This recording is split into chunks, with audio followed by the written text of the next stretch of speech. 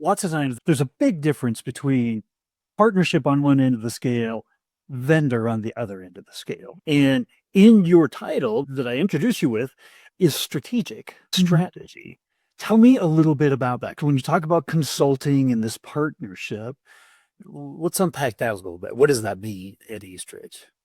So there's probably a few different ways to look at that.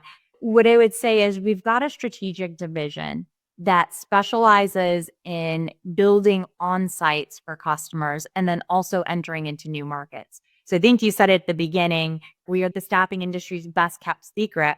And a part of what we're trying to accomplish is scaling and helping more customers in the US. So a part of that initiative is leveraging our strategic team to be able to quickly deploy, be agile enough to build contingent workforce in pretty much anywhere in the US, especially around volume.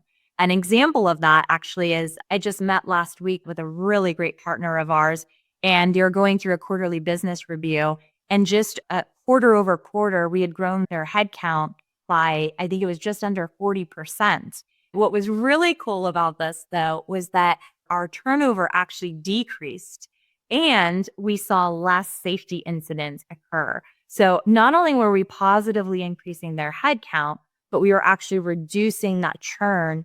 And again, safety was a huge priority of theirs, and we were able to help reduce that as well.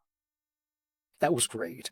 I know that you go in and, like, from a strategic point of view, you'll look down to the shift level and if there are issues and what's going on there. Like, how deep does the strategy partnership level go?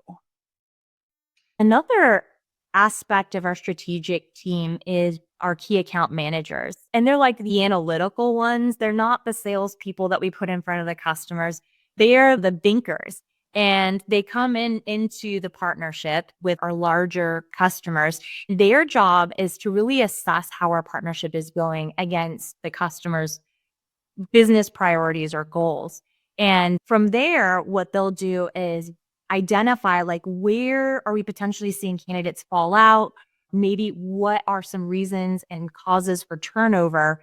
And so we'll provide that data to the clients. But in addition, we'll come prepared with some solutions. And again, 50 years in the business, working with reputable companies, we've got a lot of great case studies. We're then able to share that with them. And so our key account managers have done a really good job to be able to help articulate, okay, here's the gap, here's some recommendations, here's where we've seen it work at other organizations.